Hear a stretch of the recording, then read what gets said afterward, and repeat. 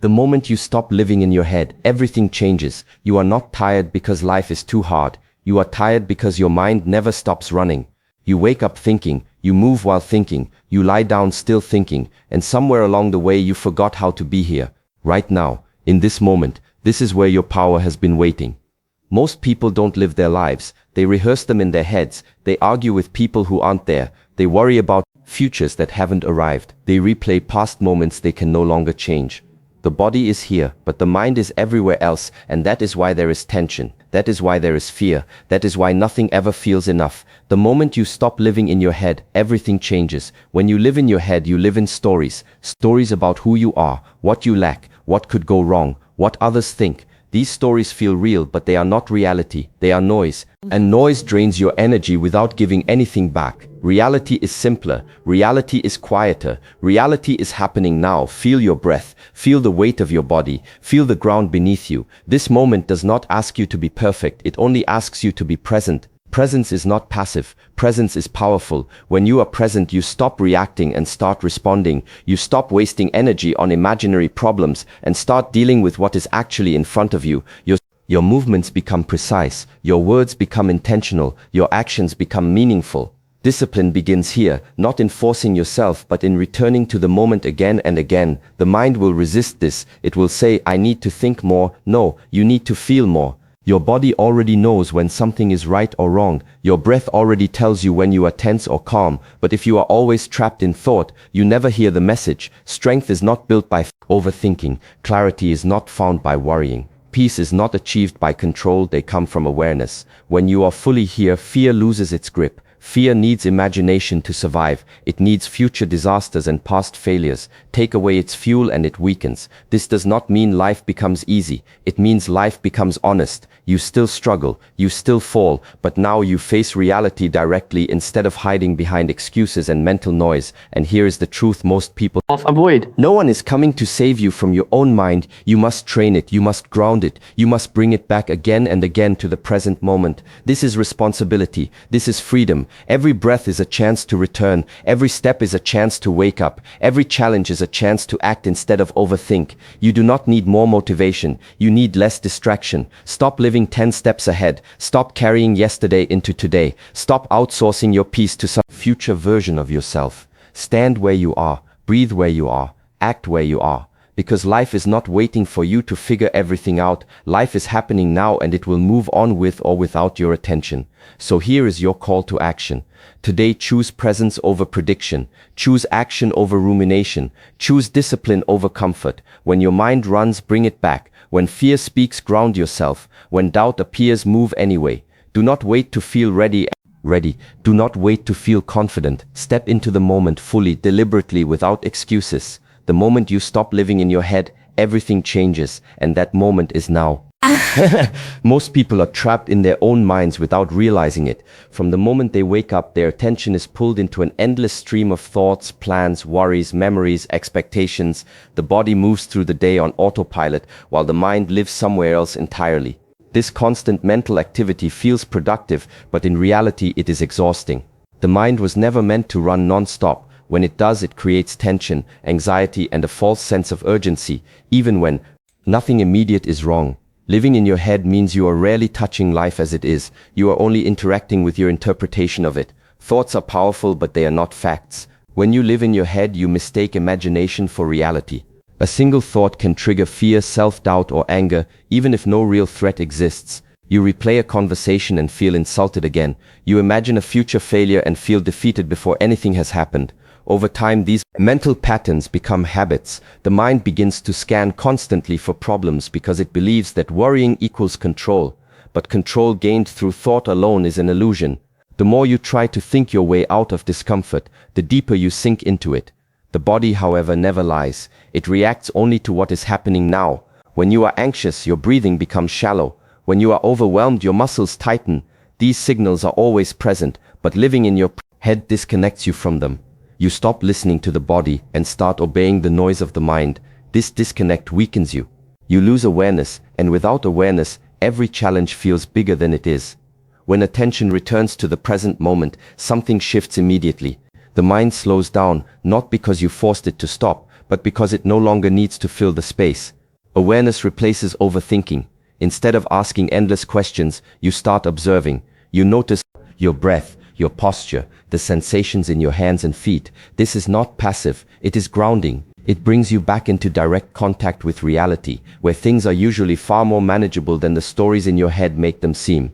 Living in the present does not mean abandoning thought. It means using thought intentionally rather than compulsively. The mind becomes a tool instead of a master. You think when thinking is required, and you let go when it is not. This creates clarity. Decisions become simpler because they are based on what is actually happening, not on imagined outcomes. Emotional reactions soften because you are no longer feeding them with constant mental commentary. The more time you spend outside your head, the more energy you regain. Energy that was wasted on rumination returns to your body. Movements feel stronger, reactions calmer, attention sharper. You begin to experience moments fully instead of rushing through them mentally. Even discomfort becomes easier to face because you meet it directly rather than amplifying it through thought.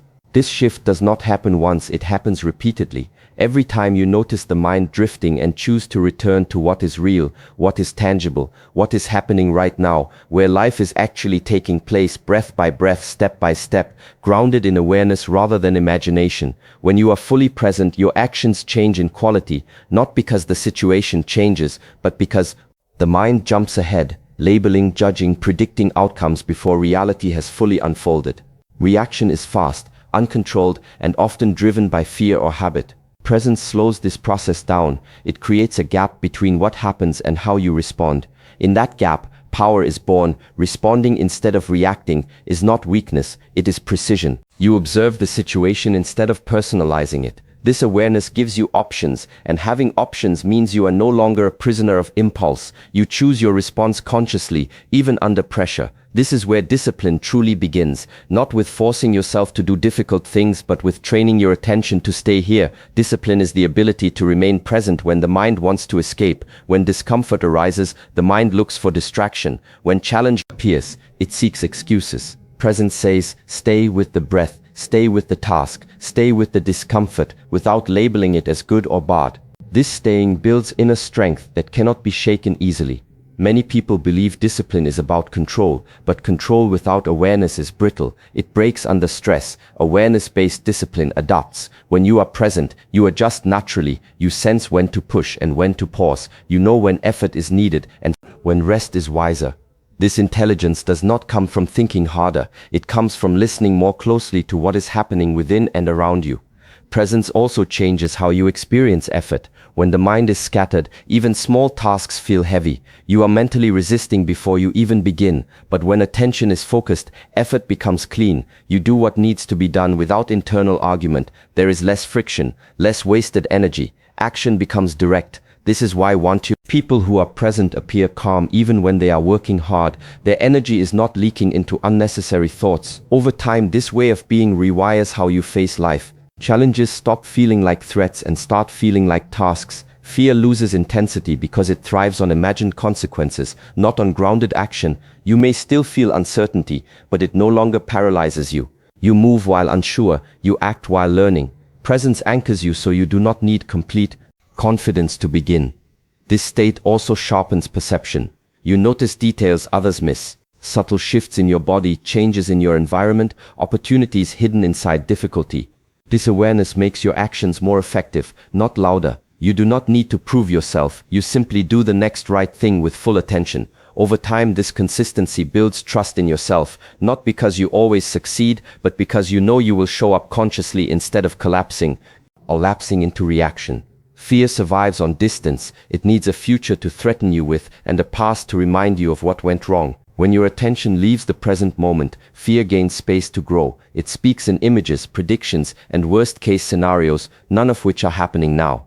This is why fear feels overwhelming when you are lost in thought and manageable when you are grounded. The present moment exposes fear for what it is, a mental construction, not an immediate danger.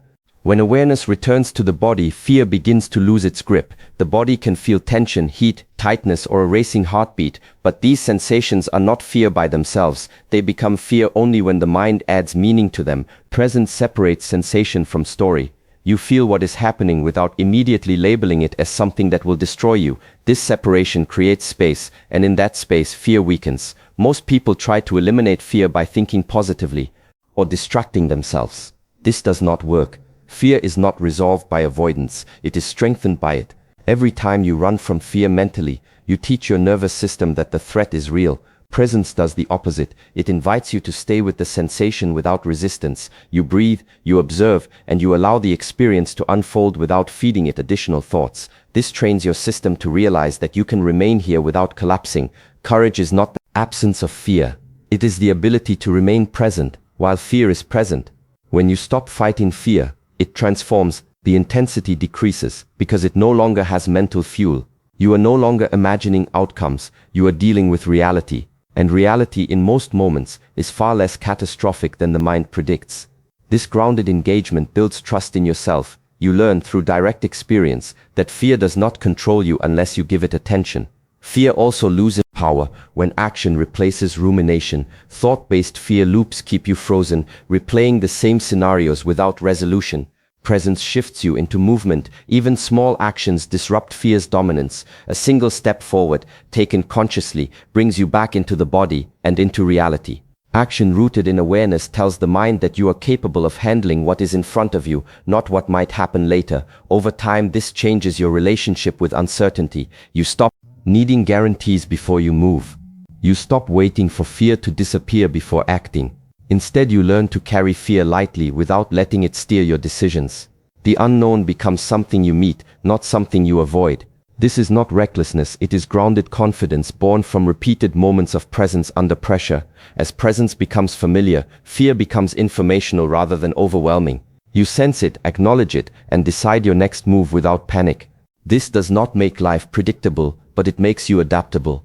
You respond instead of freeze, you engage instead of retreat. And with each moment you stay present in the face of fear, its authority diminishes, replaced by a steady awareness that remains anchored in what is real, what is happening now, and what you can actually influence through conscious attention and deliberate action. Awareness strips away illusion. When you are not present, you move through life filtered by expectations, assumptions, and self-created narratives. You believe things should be different than they are, and this resistance creates constant friction. Reality does not argue back, it simply is. When awareness deepens, you stop demanding that life conform to your mental preferences and begin meeting it as it stands. This honesty is uncomfortable at first because it removes the familiar escape routes of denial and distraction.